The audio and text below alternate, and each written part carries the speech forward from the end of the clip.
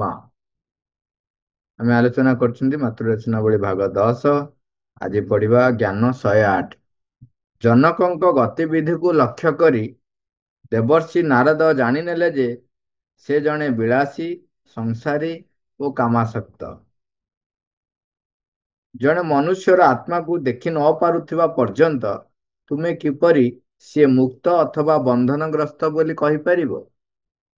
ଜନକ ସେ ହଉଛନ୍ତି ରାଜର୍ଷି, ରାଜା ଓ ଋଷି ବୋଲି ତାଙ୍କ ନାଁ ରାଜର୍ଷି।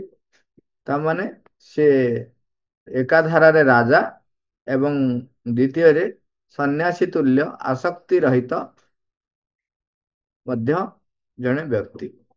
ତେଣୁ ଋଷି, ରାଜା ଓ ଋଷି ହେଇଥିବାରୁ ତାଙ୍କୁ ରାଜର୍ଷି କୁହାଯାଏ। କିନ୍ତୁ ଦେବର୍ଷି ନାରଦ ପ୍ରଥମେ ଯେତେବେଳେ ଆସି ଜାନକଙ୍କୁ ଦେଖିଲେ, ତାଙ୍କର ବାହ୍ୟ କାର୍ଯ୍ୟକଳାପ ଦେଖିଛନ୍ତି ଏବଂ ସିଏ କହୁଛନ୍ତି ଆଙ୍କୁ ଏତେ ମହତ୍ଵ କେମିତି ଦିଆଯାଉଛି?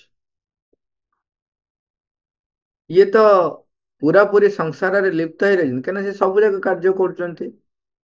ସଂସାରର ସାଂସାରିକ ଯେତେକ ଯାହା କାର୍ଯ୍ୟକ୍ରମ ତାକୁ କରୁଛନ୍ତି। ତେଣୁ ଇଏ ତ ସଂସାର ଭିତରେ ଲିପ୍ତ ହେଇ ରହିଛନ୍ତି। ତାଙ୍କୁ କେମିତି ଲୋକ କହୁଛନ୍ତି ଯେ ଇଏ ହଉଛନ୍ତି ରାଜର୍ଷି ବୋଲି? ଏଥିରେ ତେଣୁ ତାପରେ ଶ୍ରୀଅରବିନ୍ଦ କହୁଛନ୍ତି ଯେ ସିଏ କାହିଁକି ଜାଣିପାରିଲେ ନାହିଁ, କାହିଁକି ସେ ଏପରି କହିଥିଲେ?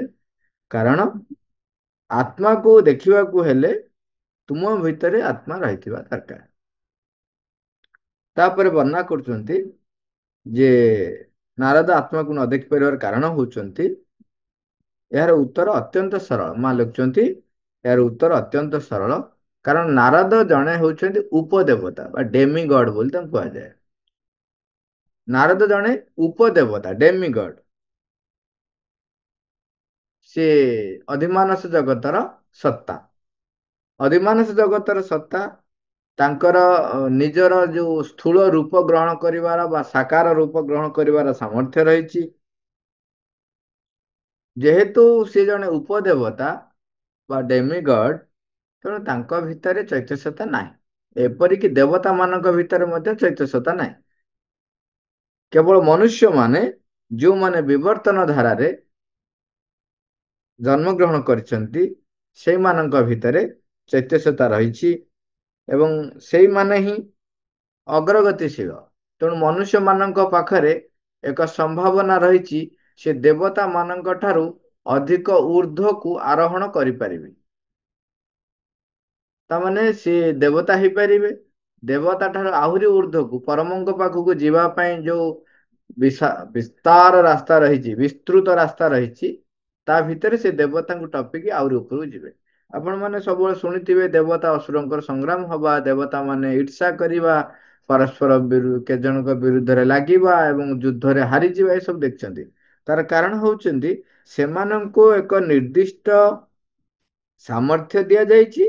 ସେଇ ସାମର୍ଥ୍ୟ ବ୍ୟତିରେକ ତାଙ୍କର ଆଉ ଅଗ୍ରଗତି ନାହିଁ, କିମ୍ବା ତାଠାରୁ ସିଏ ଚାହିଁଲେ ବି ଅଧିକ ଯାଇପାରିବେ ନାହିଁ।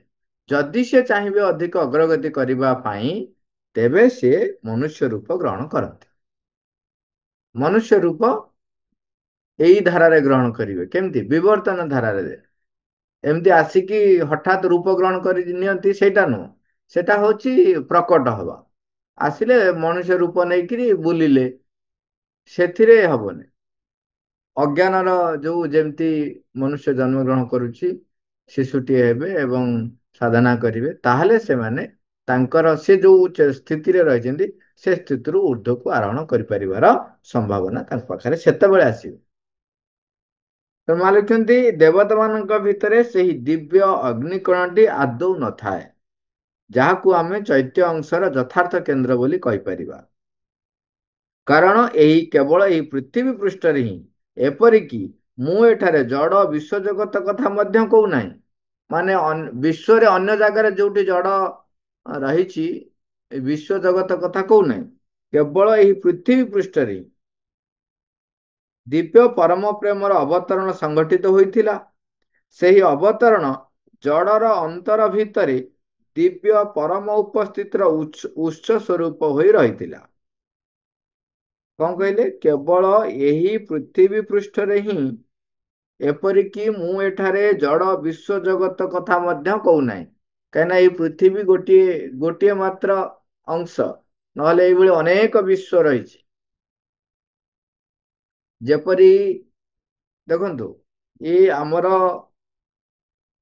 ସନାତନ ଧର୍ମର ଶାସ୍ତ୍ରରେ, ପୁରାତନ ଭାରତ ବର୍ଷର ପୁରାତନ ସଂସ୍କୃତିରେ ଅଲରେଡି ବର୍ଣ୍ଣିତ ରହିଛି, ସେମାନେ ଦେଖିଛନ୍ତି, ସେମାନେ ସେଥିପାଇଁ କହିଛନ୍ତି ଯେ ପୃଥିବୀ, ସୂର୍ଯ୍ୟ, ଏଇ ଯୋଉ ନେଇକିରି ଯୋଉ ସୌରମଣ୍ଡଳ, ଆଉ କେତେ ଗୁଡେ ଗ୍ରହ ନେଇକି ସୌରମଣ୍ଡଳ ହେଇଛି, ତା ବାଦେ ଆହୁରି ଅନେକ ବିଶ୍ଵ ରହିଛି, ଏଇଭଳିଆ ଆହୁରି ଅନେକ ସୌରମଣ୍ଡଳ ରହିଛି, ବର୍ଣ୍ଣନା କରିଛନ୍ତି, ଯୋଉଟା କି ମଡର୍ଣ୍ଣ ସାଇନ୍ସ ବହୁତ ପରେ ତାକୁ ଦେଖୁଛି ବା ପରିପ୍ରକାଶ କରୁଛି। ଆମେ ଯୋଉ ଦେବତା ମାନଙ୍କର ଯୋଉ ନାଁ ଦେଇଛୁ, ଲୋକ ସେମାନେ ଭାବୁଛନ୍ତି ଇଏ ତାଙ୍କୁ କଣ ଏମିତି ଖାଲି ନାଁ ଦେଇଛନ୍ତି, ଗ୍ରହକୁ ଗୋଟେ ଦେବତାର ନାଁ ଦେଇଛନ୍ତି। ଲୋକ ସେତେବେଳେ ଯୋଉ ସ୍ତରରେ ଥିଲେ, ସେମାନେ ବୁଝିବା ପାଇଁ ସିମ୍ବଲିକ ଭାବରେ ସବୁ ନାଁ ଦିଆହେଇଛି। ଯୋଉ ଶନି, ମଙ୍ଗଳ, ଏସବୁ ନାଁ ଯୋଉ ଦିଆହେଇଛି, ଏବଂ ତାର ଆଉ ଗୋଟେ ଦିଗ ରହିଛି ଯୋଉଟା କି ସେମାନେ ଚେତନାର ସ୍ଥିତିରେ ଏସବୁ ଜିନିଷ ଘଟୁଛି, ସେଟାକୁ ଏପର୍ଯ୍ୟନ୍ତ ମଡର୍ଣ୍ଣ ସାଇନ୍ସ ବୁଝିପାରିନି। ବୁଝିପାରିବ ସେତିକି ବେଳେ ସେ ଯେତେବେଳେ ସେଇ ସ୍ତରକୁ ଯିବ। ତେଣୁ, ଏବଂ ଯୋଉ ବର୍ଣ୍ଣନା ଯୋଉଭଳି ଭାବରେ ରହିଛି, ଆପଣ ଦେଖିବେ ଶନି ଗ୍ରହର ବା ମଙ୍ଗଳର ବା ବୃହସ୍ପତିର ଯୋଉଭଳି ଭାବରେ ବର୍ଣ୍ଣନା ରହିଛି, ତାଙ୍କର ସେଇ ଜଗତ ସେଠି ଯାଇ ପହଞ୍ଚିଲା ପରେ ତାର ଆଟମସ୍ଫିୟର, ତାର ଘୂର୍ଣ୍ଣନ ପ୍ରକ୍ରିୟା ସବୁ ସେଇଭଳିଆ ରହିଛି। ଯୋଉ ଶନି ସାଢେ ସାତି ବୋଲି କୁହାଯାଏ, ତାର ଦେଖିବେ ପୃଥିବୀ ସୂର୍ଯ୍ୟ ଚାରିପଟେ ଘୂରିବା ପାଇଁ ଯେତିକି ସମୟ ଲାଗୁଛି, ତାର 7 ଗୁଣା, ଏବଂ ଆଉ କିଛି ଅଂଶ, ଆଉ କିଛି ଦିନ ମିଶେଇଲେ ଶନିକୁ ସେତିକି ସମୟ ଲାଗୁଛି। ତେଣୁ ଏଇ ସବୁ ଗୁଡିକ ଏକ ସିମ୍ବଲିକାଲି କେମିତି ରହିଛି, ତାକୁ ଯେତେବେଳେ ମଡର୍ଣ୍ଣ ଏଜୁକେସନ ସିଷ୍ଟମ, ସେତେବେଳେ ତଥାକଥିତ ଯିଏ ସରକାର ରହିଥିଲେ, ତାଙ୍କର ଏକ ଅପରାଗପଣିଆ ବା ଦୂରଦୃଷ୍ଟି ଅଭାବ ଯୋଗୁ ସେମାନେ କଣ କଲେ, ଭାରତର ଯୋଉ ଶିକ୍ଷା ବ୍ୟବସ୍ଥାକୁ ପ୍ରାଚୀନ, ପୁରାତନ ଏବଂ ତାହା ଯୁଗୋପଯୋଗୀ ନୁହଁ ବୋଲି କହି ତାକୁ ମାନେ କଣ ମାଇନସ କରି ମଡର୍ଣ୍ଣ ର ଏଜୁକେସନ ସିଷ୍ଟମ ଗ୍ରହଣ କରିଛନ୍ତି। ତା ଫଳରେ ପ୍ରକୃତ ସତ୍ୟ, ପ୍ରକୃତ ଜ୍ଞାନ ଯୋଉଗୁଡିକ ଆମ ପାଖରେ ଥିଲା, ତାହା ଆମ ପାଖରେ ଯେମିତି ହୃଦ ଗୌରବ ହେଇଯାଇଛି।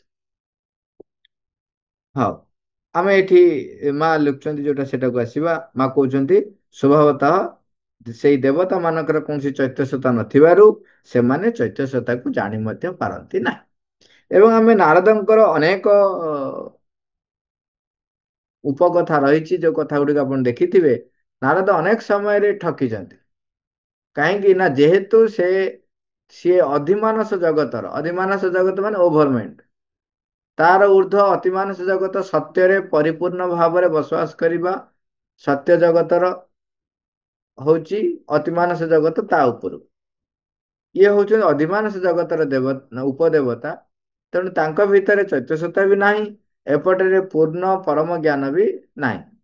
ତାଙ୍କ ପାଖରେ ଯେତିକି ଜ୍ଞାନ, ଯୋଉ ଆମେ ଯେମିତି ଦେଖୁଛନ୍ତି ସମ୍ବୋଧି ସ୍ତରରେ, ଯୋଉଟା ଶ୍ରୀମନ୍ତ ବର୍ଣ୍ଣନା କରୁଛନ୍ତି, ସମ୍ବୋଧି ସ୍ତରରେ ଇଣ୍ଟୁଇସନ ଲେବୁଲରୁ ଯେତିକି ଜ୍ଞାନ ଆମ ପାଖକୁ ଆସୁଛି, ଆମେ ଯେମିତି ସେଇ ସମୟରେ ହଠାତ୍ ତ୍ରିକାଳଦର୍ଶୀ ଭଳି ଆମକୁ ଲୋକ ଗ୍ରହଣ କରନ୍ତି, ଇଣ୍ଟୁଇସନରୁ ଆମେ ଯଦି କିଛି କହିଦେଇଛୁ, ସିଏ ସେଇଭଳିଆ ଓଭର ମାଇଣ୍ଡ, ତା ଉପର ଲେବୁଲ ଆହୁରି।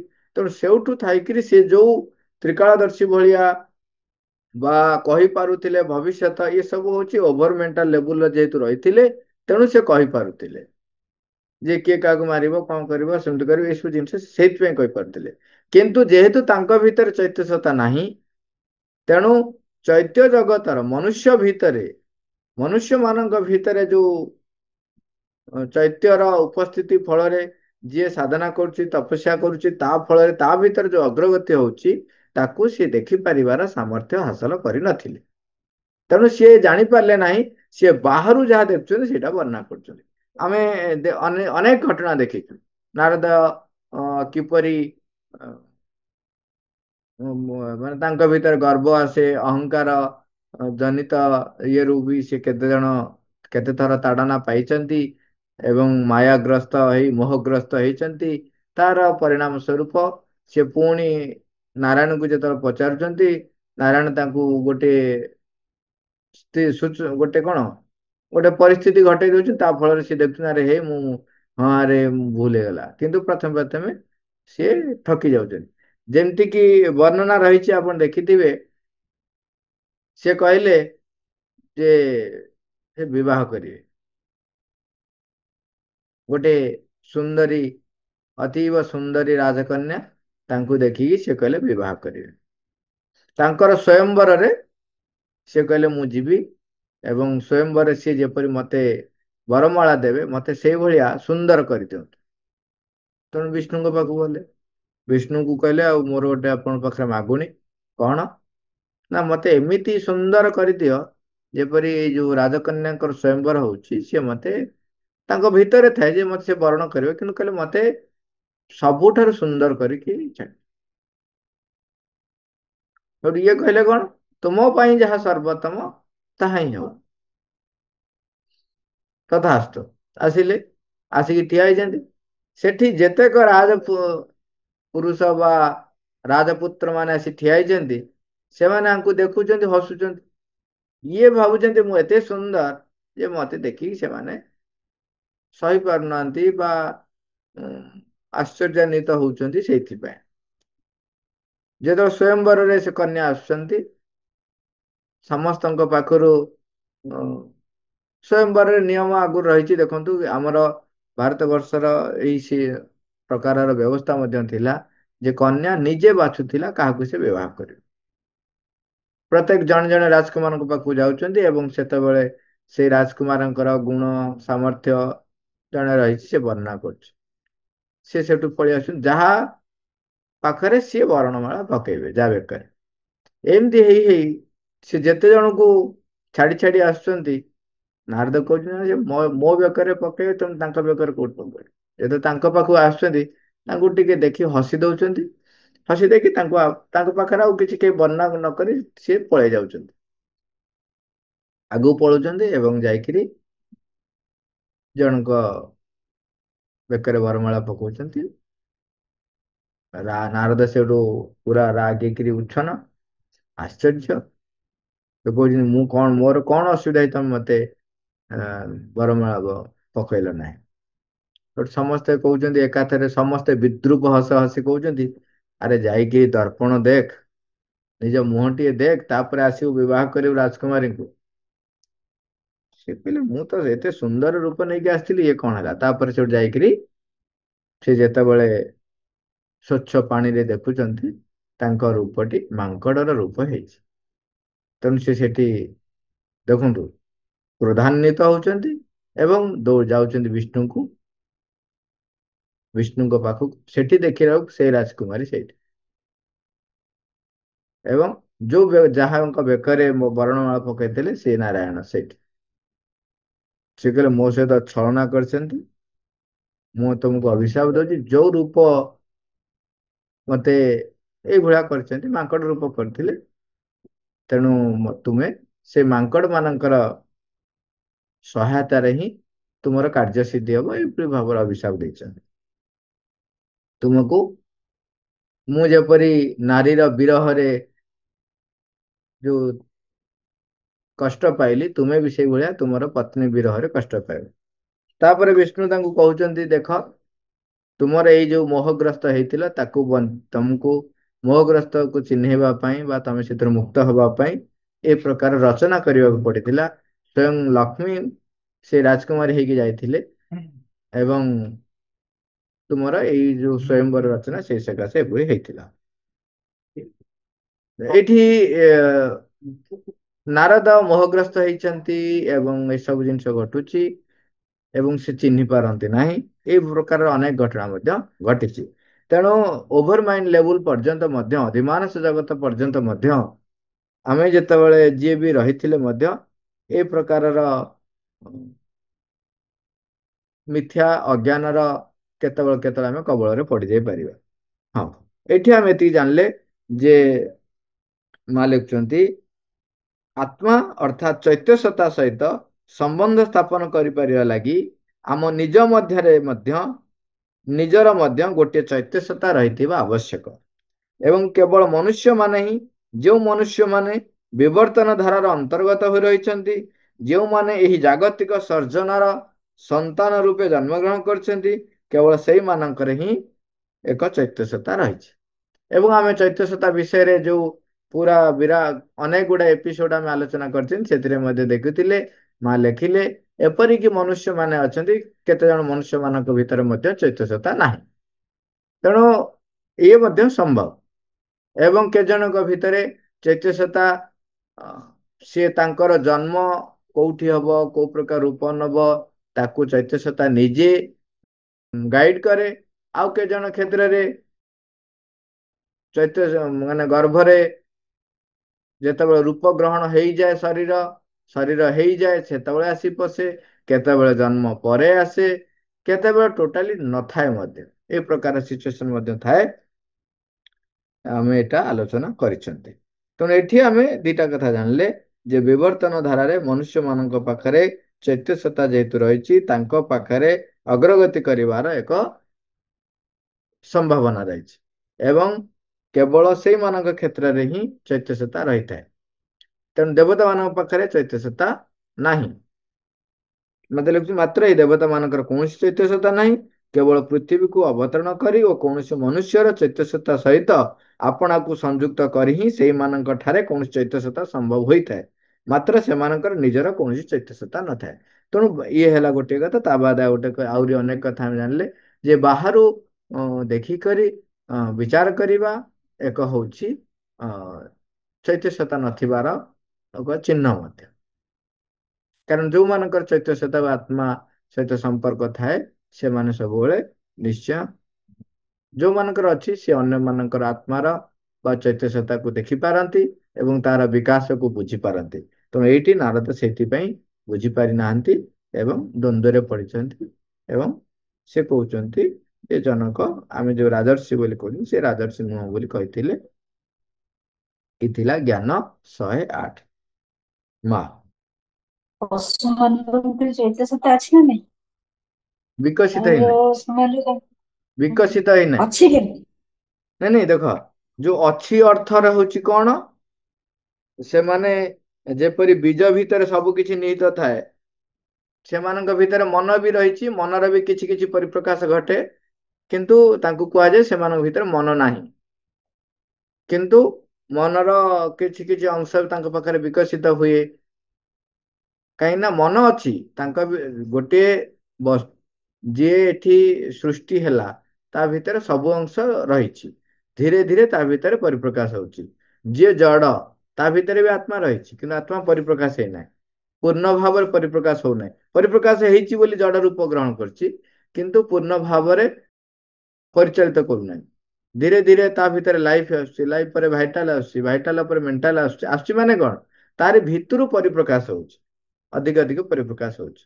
ଯେତେବେଳେ ମନୁଷ୍ୟ ରୂପ ଗ୍ରହଣ କରୁଛି, ସେତେବେଳେ ସିଏ ସଚେତନ ଭାବରେ ସିଏ ସଚେତନ ଭାବରେ ପରମଙ୍କ ଆଡକୁ ଗତି କରିବା ପାଇଁ ଯୋଉ ଯୋଉ ପଦକ୍ଷେପ ନଉଛି, ତାର ଯୋଉ ଯୋଉ ଅଂଶରେ ପରମଙ୍କୁ ପରିପ୍ରକାଶ କରୁଛି, ସେ ପରମଙ୍କୁ ଆଡକୁ ତାର ଯୋଉ ବିଶ୍ୱାସ, ତାର ଯୋଉ ଭଲ ପାଇବା, ତାର ଯୋଉ ନିର୍ଭରତା ଯେତିକି ଯେତିକି ହଉଛି, ସେଇଟା ଚୈତ୍ୟର ରୂପ ଗ୍ରହଣ କରୁଛି।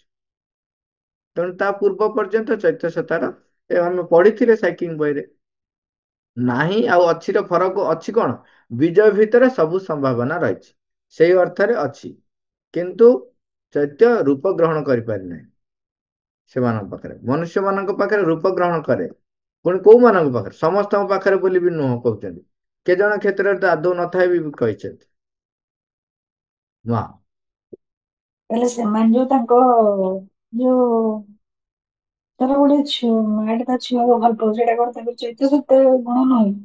ନା, ପ୍ରବୃତ୍ତି, ପ୍ରବୃତ୍ତି, ପ୍ରାଣଗତ ପ୍ରବୃତ୍ତି ଏଗୁଡା।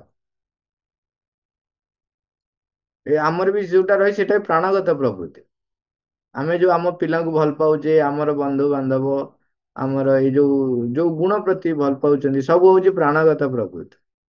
ଆଚ୍ଛା, ପୂର୍ବ ଜନ୍ମ କଥା ମନେ ରୁହେନି, ସେଟା କାହିଁକି, କଣ ଅଛି କିଛି କାରଣ? ମନେ ରୁହେ ନାହିଁ।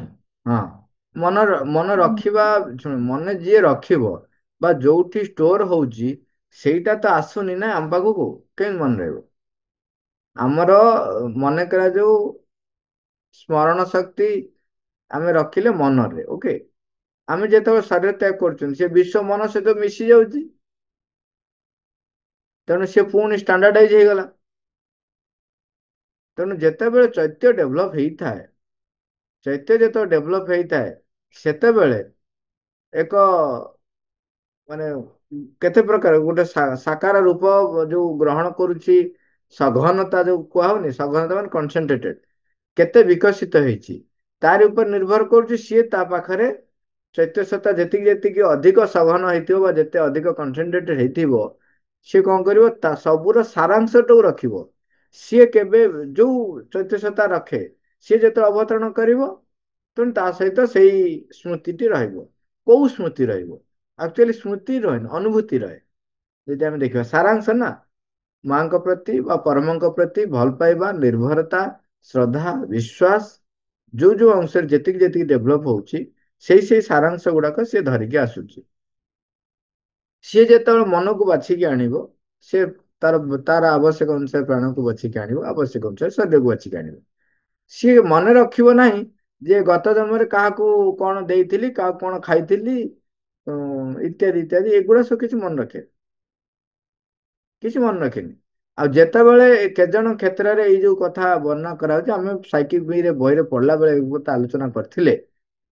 ମା କହିଲେ କେତେଟା ଜାଗାରେ କଣ ହୁଏ, ସିଏ ତାକୁ ମଣିଷ ରୂପ ଦିଏ। ମନର ଗୋଟେ ଅପୂର୍ବ ସାମର୍ଥ୍ୟ ରହିଛି। ସିଏ ହଉଛି ଯେକୌଣସି ଏକ ଜିନିଷକୁ ସୁନ୍ଦର ଭାବରେ ଏକ ଏକାଙ୍କିକାର ସେ ରୂପ ଦେଇପାରେ, ତେଣୁ ସେ ରୂପ ଦିଏ ତାକୁ। ମା, ଥ୍ୟାଙ୍କ ୟୁ ଅଲ୍ ଓଭର।